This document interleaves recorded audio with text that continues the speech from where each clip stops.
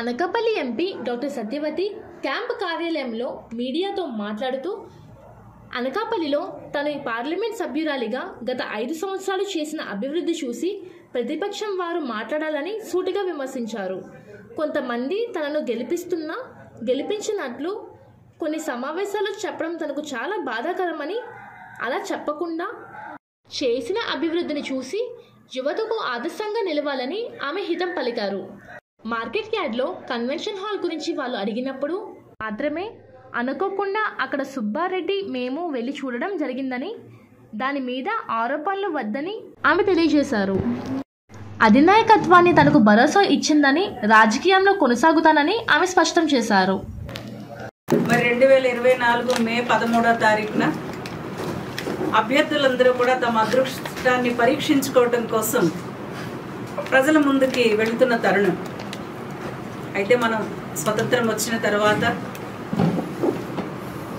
భారత రాజ్యాంగ నిర్మాత డాక్టర్ బాబాసాహెబ్ అంబేద్కర్ గారి యొక్క రాజ్యాంగాన్ని అనుసరించి ఒక ఉత్తమమైన దేశంగా ముందుకు వెళ్తున్న భారతదేశంలో జరుగుతున్న ఎన్నికల ప్రక్రియ. మరి అభ్యర్థులు కానీ, ప్రత్యర్థులు కానీ, పార్టీలు కానీ తాము చేసిన పనులు, ప్రజలకిచ్చే హామీలు, వారిచ్చే మేనిఫెస్టోలు, ఇవన్నీ కూడా మాట్లాడడం సహజం. ప్రత్యర్థులకి మనం మాట్లాడడం కానీ, మన భాష కానీ, మన జ్ఞానం కానీ వాటితో ధీటుగా ఎదుర్కోవటం అనేది ఒక మంచి వాతావరణం. అది అందరూ కూడా స్వాగతిస్తూ ఉంటాం. కానీ అవాస్తవాలు మాట్లాడుతూ, నిజాలను వక్రీకరించి, మరి లేనిది ఉన్నదిగా చూపించి, జరుగుతున్న అభివృద్ధిని జరగలేదని చెప్తూ ఉంటే మరి చూస్తూ ఊరుకోవడానికి వైఎస్ఆర్సీపీ నాయకులు, ప్రజాప్రతినిధులు సిద్ధంగా లేరని చెప్పి మీ ద్వారా తెలియచేయడానికే ఈరోజు ఈ పాత్రికేయ సమావేశం ఏర్పాటు చేయడం జరిగింది. మరి లోకల్, నాన్ లోకల్ అంటారు, మరి ఎక్కడి నుంచో వచ్చారంటారు, ఇక్కడ వారు కాదంటారు, రకరకాలుగా అంటూ ఉంటారు. అవన్నీ సహజం. రాజకీయాల్లో ఎవరికి తగినట్లుగా వాళ్ళు మాట్లాడుతూ ఉంటారు. మరి కొన్ని విషయాలు నిన్న ప్రత్యేకంగా ఒక వేదిక మీద కొన్ని మాటలు అయితే జరిగాయి.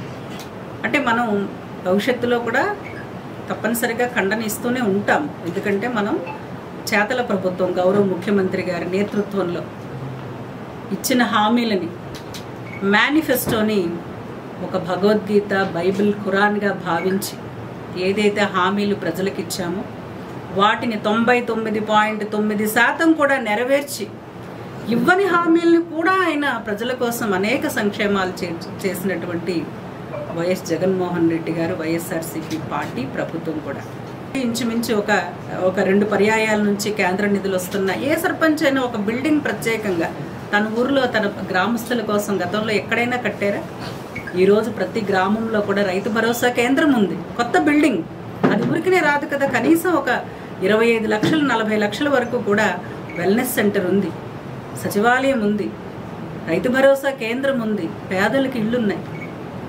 డిజిటల్ లైబ్రరీకి స్థలం ఉన్న దగ్గర 14 లక్షలతో డిజిటల్ లైబ్రరీకి కూడా ప్రభుత్వం శాంక్షన్ చేసింది. ఇదంతా కూడా అభివృద్ధి కాదా అని మేము అడుగుతూ, మరి ప్రత్యేకంగా ఒక సీనియర్ నాయకుని కోసం కూడా మాట్లాడాలి. ఎందుకంటే అది ఒక పార్లమెంటు సభ్యురాలిగా ప్రజల కోసం ఎన్నుకోబడి, ప్రజల ద్వారా ఎన్నుకోబడి, ప్రజా సంక్షేమం కోసం పనిచేస్తున్నటువంటి ఒక మహిళా పార్లమెంటు సభ్యురాలి మీద ఒక 2 మాటలు మాట్లాడారు. ఏదో ఓడబడి చేస్తుందని మేమే గెలిపించేశాము అని. ఒక మాట మీకు చెప్తున్నాను. మీరు పార్టీ మారినప్పుడు, తెలుగుదేశం పార్టీలో ఉండి పార్టీ మారినప్పుడు అనకాపల్లిలో వాక్యూమ్ వచ్చింది.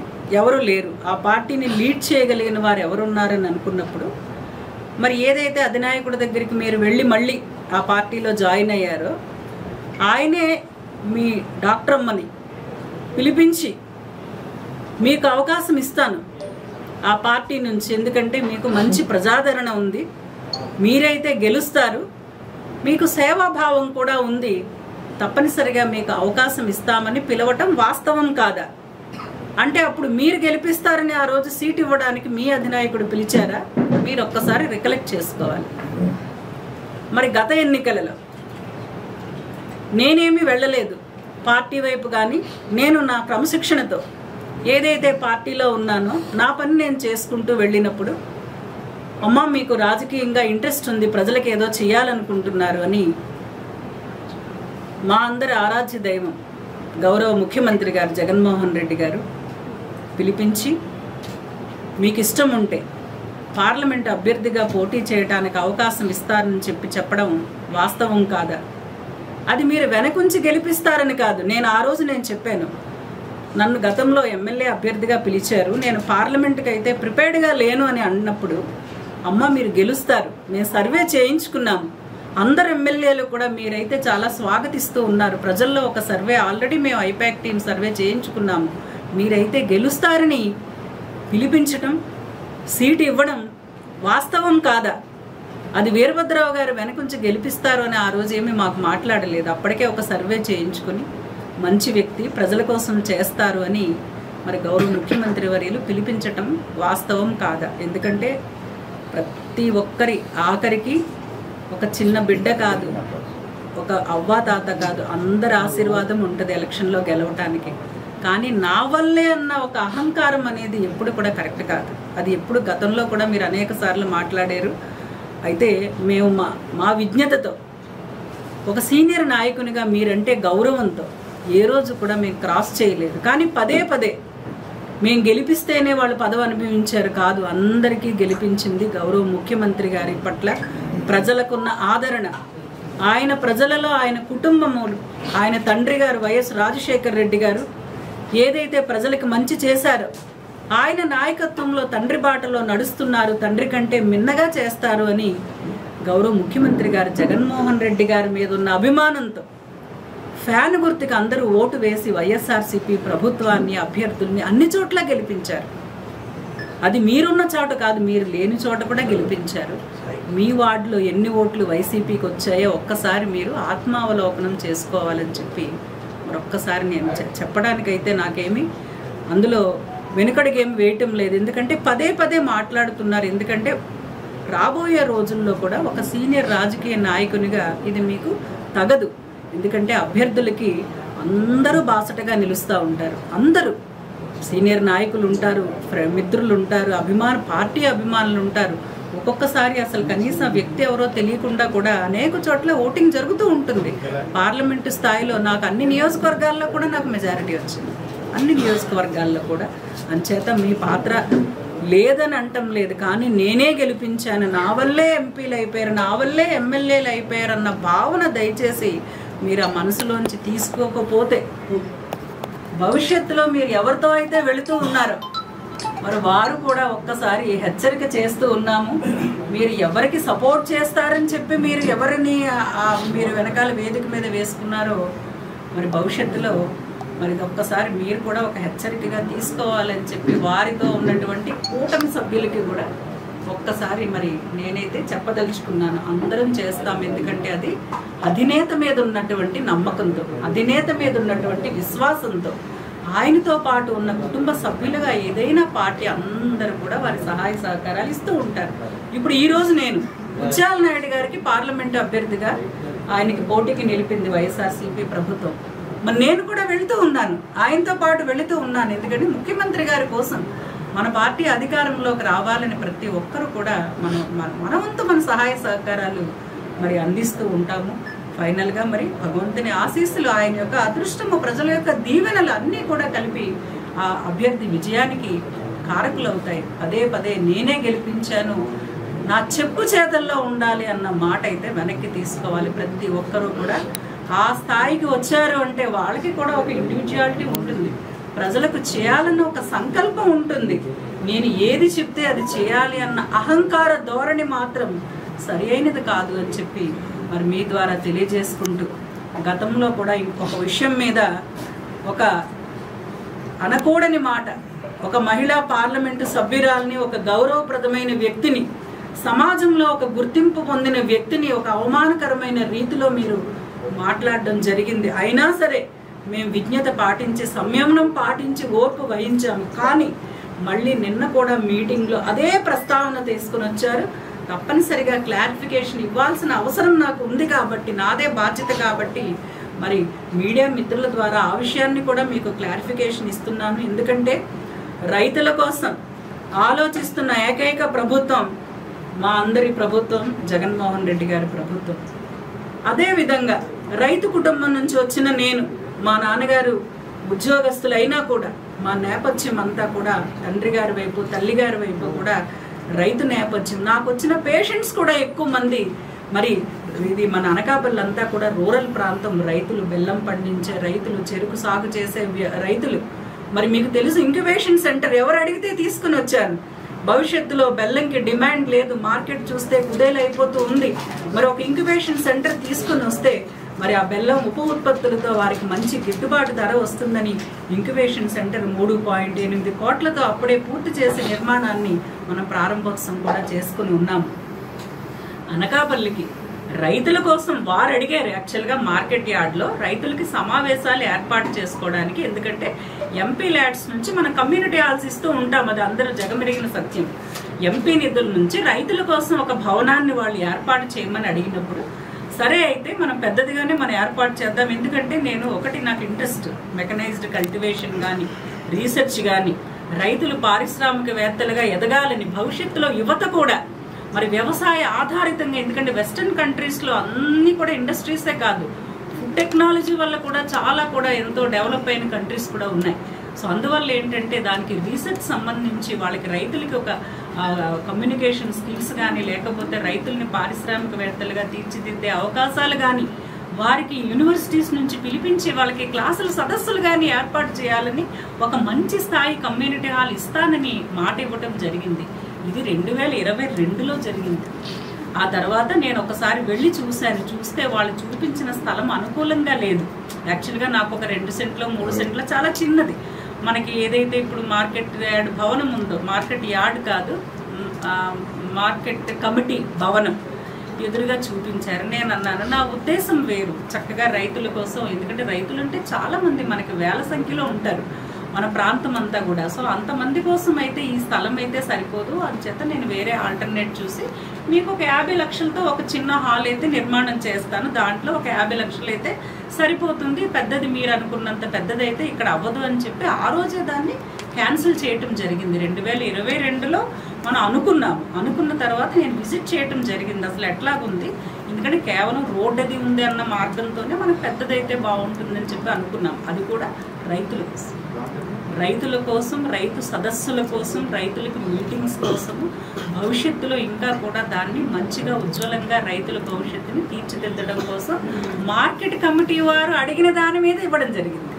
తర్వాత ఇమ్మీడియట్గా మనం అంత స్థాయి అవసరం లేదు, కేవలం మీకు 50 లక్షలు అయితే సరిపోతుంది, ఎందుకంటే చిన్న స్థలము, దీనికి పెద్దవి అయితే అవసరం లేదు, మనం ఆలోచిద్దామని. అయితే పక్కనే ఉన్న కొంతమంది కొలగారుల సంఘం నాయకులు కూడా వచ్చారు. అమ్మ ఆల్రెడీ మాకు ఉంది ఒకటి, దాన్ని మీరు రిపేర్స్ చేస్తే సరిపోతుంది అని అన్నారు. సో అందువల్ల దీనికి సంబంధించి సాక్ష్యాధారాలతో సహా ఏదైనా సరే నేను చర్చకి సిద్ధంగా ఉన్నానని చెప్పి మీ ద్వారా కూడా ఎవరైతే మాట్లాడారో ఆయనకి నేను మీ ద్వారా కూడా తెలియజేస్తూ ఉన్నాను. ఎందుకంటే నా సంకల్పం కానీ, నా చిత్తశుద్ధి కానీ ప్రజల కోసం పార్లమెంటు సభ్యురాలుగా గతంలో ఏ పార్లమెంటు సభ్యులు కూడా చెయ్యలేని అభివృద్ధిని చేశారు, చెయ్యలేని ఆలోచన చేశారు. హయ్యెస్ట్ నిధులంతా కూడా సాచ్యురేషన్ మోడ్లో 100%.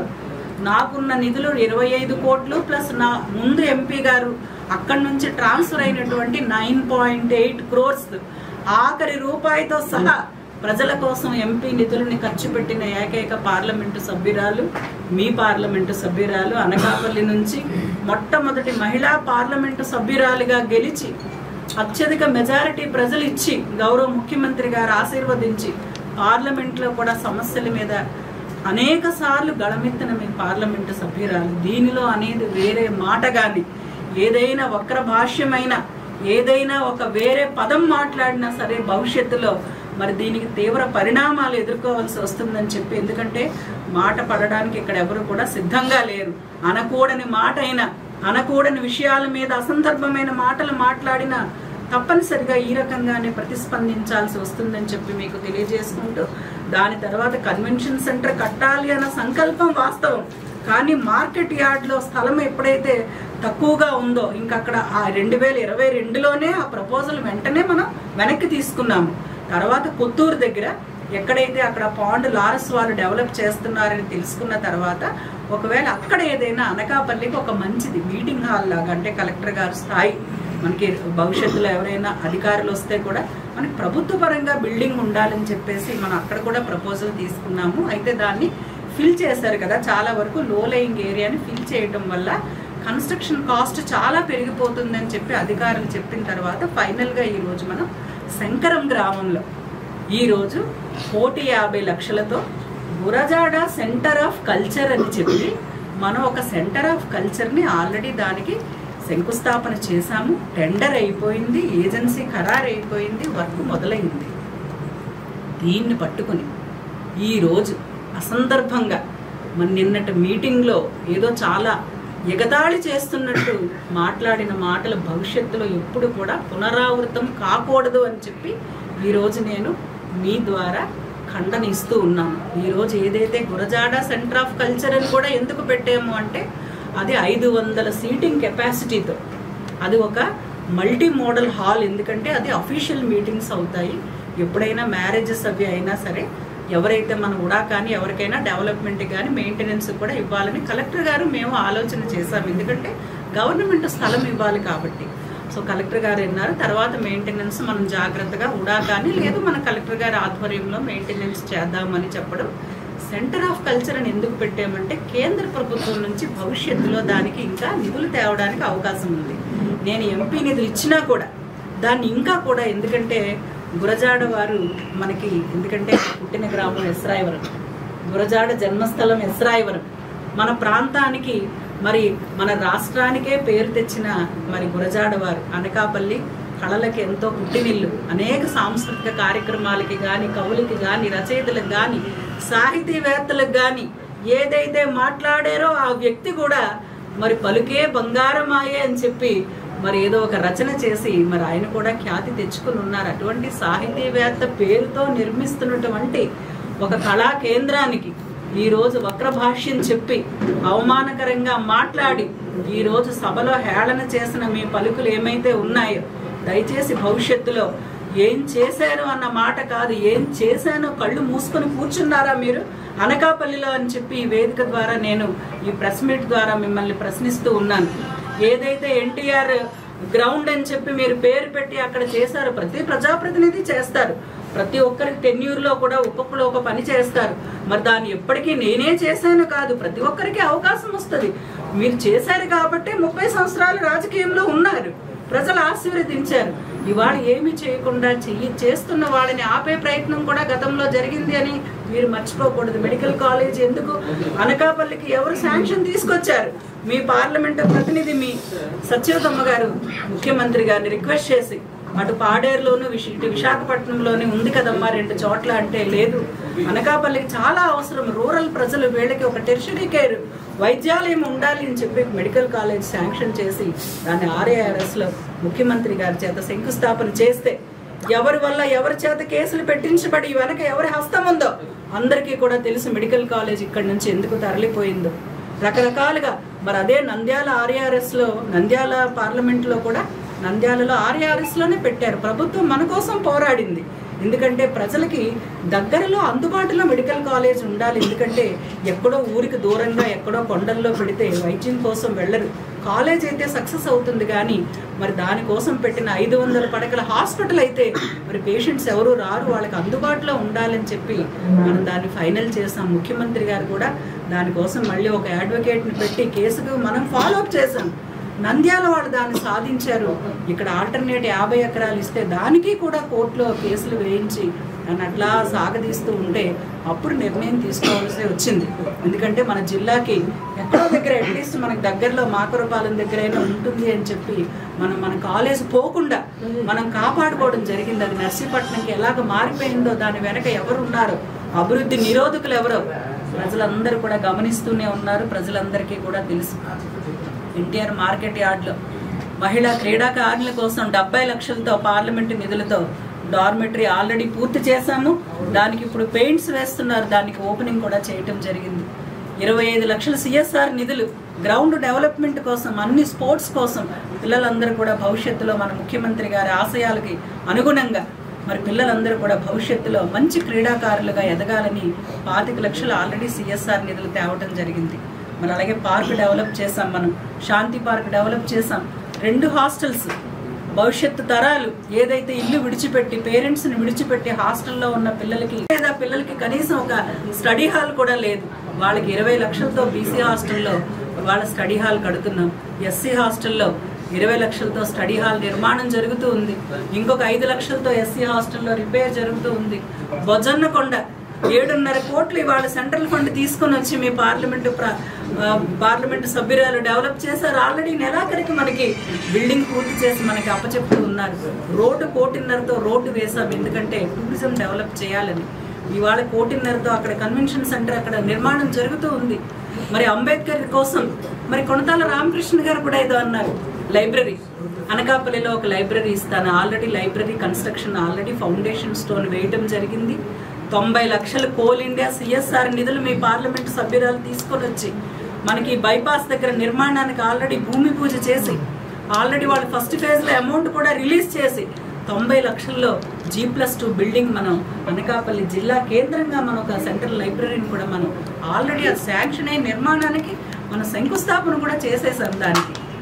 అలాగే అంబేద్కర్ గారి కోసం ఒక భవనాన్ని కట్టిస్తామని అన్నారు. 50 లక్షలతో ఆల్రెడీ కసింకోటలో 50 లక్షలతో అంబేద్కర్ భవన నిర్మాణం జరుగుతూ ఉంది. అట్లాగే SC కాలనీలో రోడ్స్ వేసాము, అక్కడ శ్మశాన వాటికలు వేసాము రైతుల కోసం.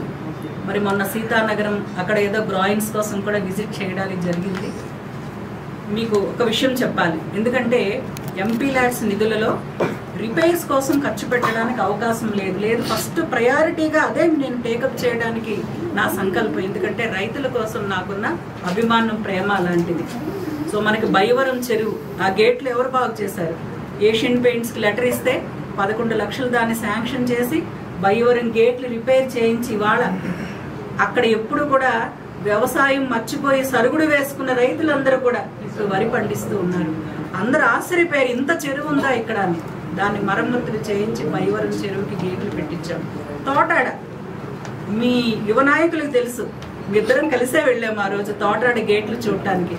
దానికి కూడా ఏషియన్ పెయింట్స్ నుంచి 12 లక్షలు శాంక్షన్ చేయించి గేట్లు రిపేర్ చేయించి ఇప్పుడు వెనక ఉన్నటువంటి ఆ చెర్లోపల్లి ఖండంలో అందరూ కూడా చక్కగా రైతులంతా కూడా వాటర్ స్టోర్ చేసి అంతా కూడా వాళ్ళు పంటలు పండించుకుంటూ ఉన్నారు. అదేవిధంగా హరిపాలెం వరకు కూడా మనం ఏషియన్ పెయింట్స్కి ఇచ్చాము.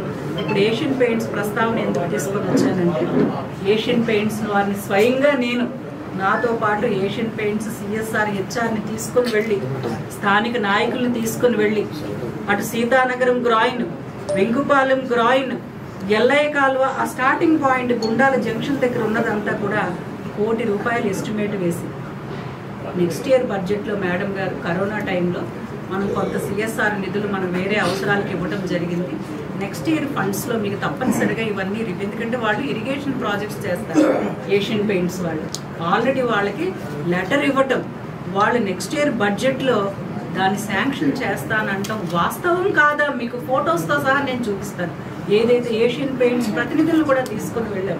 ఈ ప్రభుత్వం ఏం చేసింది, ఏమి అసలు ఇటువైపు చూడలే లేదన్న మాటని దయచేసి వెనక్కి తీసుకోవాలని చెప్పి మీకు తెలియజేస్తూ ఇట్లా మాట్లాడుకుంటూ ఉంటే చాలా విషయాలు, ఎందుకంటే ప్రెస్ ద్వారా మళ్ళీ నేను చెప్తూనే ఉంటాను. మళ్ళీ ఇంకొకసారి సుబ్బారెడ్డి గారి ప్రస్తావన తెచ్చిన, ఎందుకంటే ఆ రోజు మీటింగ్ అసలు కనీసం ఎవ్వరికి కూడా అసలు మార్కెట్ యార్డ్ అనేది అసలు మాకు కూడా తెలియదు. ఎందుకంటే ఆ వేళ ఒక ప్రెస్ వారికి ఆత్మీయ సమావేశం జరిగింది విజయ రెసిడెన్సీలో. మీకు విషయం తెలుసు, నేను అప్పుడు ఢిల్లీ నుంచి వచ్చాను, వీకెండ్కి వచ్చాను.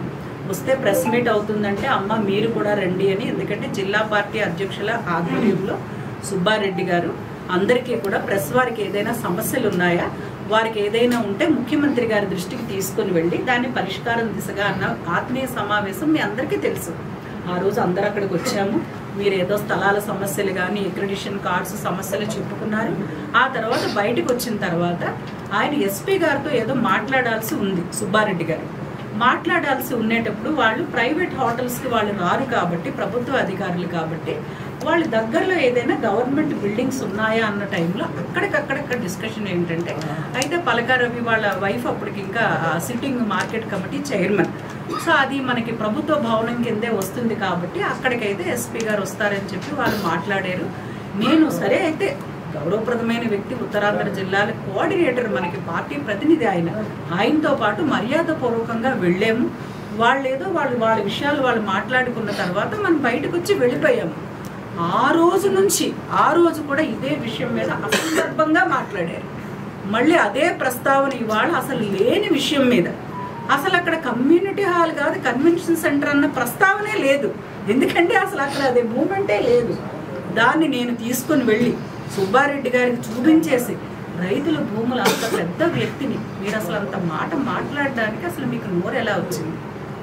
ఆయన ఆ రోజు కూడా ఏదో ఎందుకు మనం ఈ పత్రికాముఖంగా అటువంటి చెడ్డ మాటలు మాట్లాడడానికి కూడా మరి విజ్ఞత కలిగిన వ్యక్తులు ఆ మాటలు కూడా మాట్లాడలేము. ఆ రోజు ఆయన్ని కూడా అన్నారు, నన్ను కూడా అన్నారు.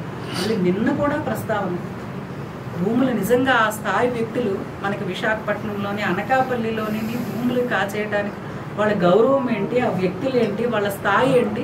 ఇవాళ రాజ్యసభ సభ్యులైన గౌరవం, నేను సిట్టింగ్ ఎంపీ, ఆ రోజుకి పార్లమెంటు సభ్యురాలని, ఈ రోజుకి పార్లమెంటు సభ్యురాలు. మీరు ఒక మాట మాట్లాడే ముందు గతంలో లాగా ఏది పడితే అది మాట్లాడి సభ మీద అందరినీ కూడా తిట్టేస్తేనే నాయకుడు అన్న రోజులు పోయాయి. ఇవాళ అందరూ కూడా ఓటర్స్ అంతా కూడా చైతన్యవంతం అవుతున్నారు, ఒక మంచి రాజకీయాలని కోరుకుంటున్నారు. అభివృద్ధి ధ్యేయంగా ఉన్న రాజకీయాలని, నీచ రాజకీయాలకి ఈరోజు యువత అంతా కూడా దూరంగా ఉంటున్నారు. ఎందుకంటే అప్పట్లాగా ఏదో వెనక మాట్లాడి రకరకాల అడ్డదారులు వెళ్లే రాజకీయ ఆ వ్యవస్థ పోయింది. ఎందుకంటే ఇవాళ పిల్లలందరూ చదువుకొని విదేశాలకు కూడా వెళ్ళి అక్కడ వ్యవస్థలను కూడా స్టడీ చేసి, అయ్యో మన భారతదేశం, మన ప్రాంతం, మన గ్రామాలు, మన ప్రజాప్రతినిధులు డెవలప్ చేస్తే ఎంత బాగుందని యువత అంతా కూడా ఇవాళ కలలు కంటూ ఉన్నారు. అటువంటి రాజకీయాలని అమ్మా నాన్న కూడా రాజకీయ నేపథ్యం, రాజకీయాల్లోకి వస్తానని ఆయన ఇంట్రెస్ట్ని ప్రజెంట్ చేసిన తర్వాత, అనేక సమీకరణాలని ఆలోచించిన తర్వాత గౌరవ ముఖ్యమంత్రి వర్యులు ఆయనకి అసెంబ్లీ అభ్యర్థిగా ఆశీర్వదించి మరి ఇక్కడ చక్కగా యువకుడు ఉత్సాహవంతుడు ప్రజల్లో తిరుగుతూ ఉన్నాడు. తన రాజకీయ భవిష్యత్తుని పరిశీలించుకుంటా ఉన్నాడు, అందరితో మమేకమవుతా ఉన్నాడు. యువతకి నేను మంచి భవిష్యత్తు కల్పిస్తాను, చదువుకున్నాను, ఇండస్ట్రీస్ని తెస్తానని చెప్పి ఏదో ఆయన ప్రయత్నం ఆయన చేస్తూ ఉంటే ఆయన మీద కూడా బురద చల్లే ప్రయత్నం. మరి బూడి ముత్యాల నాయుడు గారు, మరి ఆయన ఒక ఉప ముఖ్యమంత్రి ఆ స్థాయికి వెళ్ళారంటే ముఖ్యమంత్రి గారి దగ్గర ఆయనకున్న మంచి పేరు, ప్రజలతో ఆయనకున్న సంబంధాలు, ఆయన అయితే ఒక రాజకీయ సీనియారిటీ ఉంది. చక్కగా పార్లమెంట్కి ఒక్కొక్కసారి ఒక్కొక్కరికి అవకాశం వస్తుంది. లాస్ట్ టైం నేను ఇంట్లో ఉన్న నన్ను పిలిచి నన్ను పార్లమెంట్ ప్రతినిధిని చేశారు. ఈసారి కూడా నాకు పిలిచి చెప్పారు ఆయన, అమ్మ ఈసారి ఈ సమీకరణాలు ఉన్నాయి, తప్పనిసరిగా మీరు మీ పని మీరు చేస్తూ ఉండండి, తప్పనిసరిగా మీకు మంచి ఫ్యూచర్ ఉంటుందండి. మేము నమ్ముతామా దాన్ని, మా పని మేము చేసుకుని భవిష్యత్తు ఎలా ఉంటుందని మన చేతుల్లో ఉండదు, కానీ మన పని, మన కర్తవ్యాన్ని మనం నిర్వహించడం అనేది మన చేతుల్లో ఉంటుంది. మా పని మేము చేస్తూ వెళ్తూ ఉన్నాం. మీరేం చేస్తూ ఉన్నారు? ఏ పార్టీ మారితే ఆ పార్టీ పక్క ముందు పార్టీని విమర్శించడం, మళ్ళీ వెళితే ఏంటి క్రెడిబిలిటీ, ఏంటి నాయకత్వం, ఏది మీరు భవిష్యత్తు రాజకీయాల్లో రావాలనుకున్న వాళ్ళకి మీరు ఇచ్చే సందేశం ఏంటి? ఇవాళ యువత అంతా కూడా రాజకీయాల్లోకి రావాలి అని చెప్పి పెద్దలందరూ కూడా అంటూ ఉన్నాం. రాజకీయాలు అనేది ఒక చెడ్డ నేపథ్యం కాదు, అదొక వేరే రాజకీయం అంటే ఒక కుళ్ళునో లేకపోతే కుతంత్రాలు అన్న వాతావరణం నుంచి ఇవాళ రాజకీయాల్లో చేరి ఒక మంచి చేయాలని యువత కూడా ఇవాళ రాజకీయాల వైపు, మహిళలు కూడా రాజకీయాల వైపు ప్రతి ఒక్కరు కూడా ఆసక్తిగా చూస్తున్న తరుణంలో మీలాంటి సీనియర్ నాయకులు ప్రజలకి కానీ యువతకి కానీ రాజకీయాలకు వస్తున్న వారికి కానీ మీరు ఇచ్చే సందేశం ఏంటి? ఇవాళ ఏ పార్టీ మారితే ఆ పార్టీని విమర్శించటం, ఎవరిని మీకు ఇష్టం లేకపోతే అయ్యో పొరపాటు అయిపోయింది అప్పుడు వాళ్ళని గెలిపించేస్తామని ఎందుకు ఈ అసందర్భ ప్రలాపనలు ఎందుకు? మీకు మీ స్థాయికి కానీ, మీ వయసుకు కానీ, మీ సీనియారిటీకి కానీ, మీకు అందరూ కూడా మీకు ఇచ్చే గౌరవానికి కానీ ఇదన్నీ కూడా తగని మాటలని చెప్పి మీకు మరొక్కసారి తెలియజేసుకుంటూ మంచి హుందాతనమైన రాజకీయాలు చేయండి. మరి ఏదైతే అభివృద్ధి చేశారో పలానా టైంలో ఆయన ఇలా చేశారు, మనము అలా చేయాలని భవిష్యత్ తరాలు, భవిష్యత్ రాజకీయ వారసులు నేర్చుకునేలా ఉండాలి. కానీ ప్రతి ఒక్కరిని విమర్శించేసి దీని వెనక ఉన్న మీ రాజకీయ ప్రయోజనం ఏంటో ప్రతి ఒక్కరికి తెలుసు. వారసుల్ని రాజకీయాల్లోకి తీసుకుని రావాలి అంటే ఇది కాదు మీరు చూపించాల్సిన మార్గం. ఒక మంచి నైతిక విలువలు, ఒక మంచి డెవలప్ చేశామని ప్రజల్లో ఉన్న గౌరవాన్ని చూసి స్ఫూర్తి పొంది సేవ చేసి, మాలాగా ఎవరైతే ప్రజల్లోంచి వచ్చామో ప్రజలకు సేవ చేస్తారు వాళ్ళైతే అని చెప్పి ప్రజలు నమ్మారు, అధినాయకత్వం నమ్మింది. అట్లాగా రాజకీయ వారసత్వాన్ని ఇవ్వాలి తప్ప ఎవరినో కించపరిచి, ఎవరినో పలుచన చేసి, ఎవరినో కంటతడి పెట్టించి, మహిళలను అగౌరవపరిచి ఇలాగ మీరు మీ కుటుంబాన్ని కానీ మీరు కానీ రాజకీయాల్లో కొనసాగాలి అనుకుంటే అది కళ్ళ. ఇవాళ ఎవరితో మీరు కలిసి ప్రయాణం చేయవలసి వచ్చింది భగవంతుడు నిర్ణయించాడు. ఎవరైతే కనీసం మీరు మాట్లాడుకోలేని ప్రత్యర్థుల చెంతన మిమ్మల్ని చేర్చి భగవంతుడు మీ విజ్ఞతకి పరీక్ష పెట్టాడని చెప్పి ఇవాళ సగటు పౌరుడు ఇవాళ మాట్లాడుకుంటూ ఉన్నారు. అది కాదు మనం చేయాల్సిన వెళ్లాల్సిన దారి. ప్రతి ఒక్కరికి దారి చూపించాలి, గౌరవాన్ని ఇవ్వాలి, పుచ్చుకోవాలి. అమర్ గారు కానీ నేను కానీ ఆ గౌరవాన్ని మీకు మనసా వాచా కర్మణ ఇచ్చామని చెప్పి మీకు మరొక్కసారి గుర్తు చేస్తా ఉన్నాం. దేవాలయ పదవులు 4 పదవులు వేయబడ్డాయి. ఇంకా ఈయన ఇంత చేసినా, ఇంత గౌరవం ఇచ్చినా కూడా వాస్తవాలు తెలుసుకోకుండా ఈయన ఏది పడితే అది మాట్లాడుతున్నారు. ఈయన ఇంకా మారరు. ఇంక ఈయన మాటకి విలువ ఇవ్వాల్సిన అవసరం లేదు అని ఆ మర్నాడే అన్ని పదవులు ఎందుకు ఒక్క పేపర్ మీద అన్ని ఎందుకు ప్రకటన జరిగింది. అమెరికా వెళ్ళినటువంటి ఎండోమెంట్ ప్రిన్సిపల్ సెక్రటరీని కూడా, ఎందుకంటే అన్ని టెంపుల్స్ కమిషనర్ ఆర్డర్ ఇవ్వచ్చు, ఒక్క ఎండోమెంట్ నూకాలమ్మ గుడి మాత్రం ప్రిన్సిపల్ సెక్రటరీ స్థాయి వ్యక్తి ఇవాళ ఆయన అమెరికా వెళితే అక్కడికి ఫ్యాక్స్ చేసి సైన్ చేయించి ఆ పేపర్ కూడా తీసుకుని వచ్చి యుద్ధ ప్రాతిపదికన ఎందుకు ఆ రోజు ప్రకటన చేయబడింది అంటే అంతవరకు ఆపింది ఎవరు? ఎవరి గౌరవం కోసం అందరూ కూడా మరి సమన్వయం పాటించాము. ఎంత విలువిచ్చినా కూడా ఇవాళ ఏదో మీ కుటుంబానికి, మీ పిల్లలకి, మీ వాళ్ళకి అవకాశం రాలేదని ఇవన్నీ కూడా మర్చిపోవడానికి అయితే వీలు లేదు. ప్రతి ఒక్కరూ కూడా మా పని మేము ఏదైనా సరే మేము మా కర్తవ్యాన్ని మేము నిర్వహించటం వల్ల ఇవాళ గౌరవంగానే మేము వెళుతున్నాం. పదవులు అనేవి వస్తుంటాయి, మీకు చెప్పాల్సిన అవసరం లేదు. అనేక సార్లు గెలిచారు, ఓడిపోయారు, ప్రతిపక్ష నాయకుడిగా ఉన్నారు, ప్రయాణం చేస్తూ ఉన్నారు, అనుకోలేదు. కానీ నిన్న కూడా మళ్ళీ ఆ ప్రస్తావన వచ్చి ఒక కబ్జా అన్న మాట మళ్ళీ వినిపించింది అంటే మరి ఇంకొకసారి అసలు నేను కాదు ప్రజలు బుద్ధి చెప్తారు. ఇంకా నేను మాట్లాడే అవసరం అయితే నాకు లేదు. ఎందుకంటే నేను ఏం చేశాను ప్రజలు గుర్తించారు. లాస్ట్ టైం మళ్ళీ పార్లమెంటు సభ్యురాలుగా నాకు ఇవ్వడానికి 5 మహిళలకు ఇస్తున్నామని గౌరవంగా ముఖ్యమంత్రి గారు కూడా చెప్పారు ఆ రోజు అనౌన్స్ చేసేటప్పుడు. అప్పుడు 4 ఇచ్చారు, 5వ పేరు మీదేనమ్మా. ఈ రోజు అయితే కొన్ని ఈక్వేషన్స్ మనం చూస్తామన్నాం. అధినాయకుడి నిర్ణయానికి మనం గౌరవించాలి ఎప్పుడు కూడా. మరి అప్పుడు కూడా గౌరవించాం కాబట్టి ఈ పదవిని నేను చేయగలిగాను. భవిష్యత్తులో కూడా తప్పనిసరిగా మరి మా 2 అభ్యర్థులు, అటు ఎంపీ ముత్యాల నాయుడు గారు కానీ ఎమ్మెల్యే మలసాల భరత్ కుమార్ గారిని గెలిపించడానికి నా సాయశక్తుల నేను ప్రయత్నిస్తాను. గెలుపోవటంలు అనేవి మరి పార్టీ మీద ప్రజలకు ఇప్పటికే కూడా 1 సైడ్ అయింది. మళ్ళీ ఫ్యాన్ గాలే రావాలి. ఎందుకంటే ఆ వేదిక మీద మనం చూస్తూ ఉన్నాము.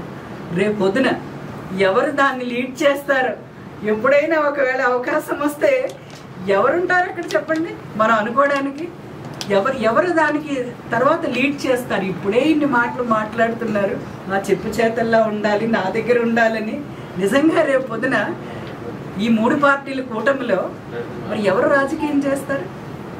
ప్రజలు ఇప్పటికే గమనించారు.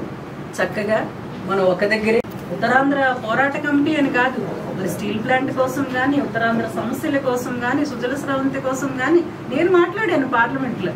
ఎవరు చెప్పారు? మీరు ఎవరైనా చెప్పారా నాకు పార్లమెంట్లో ప్రస్తావించాలని?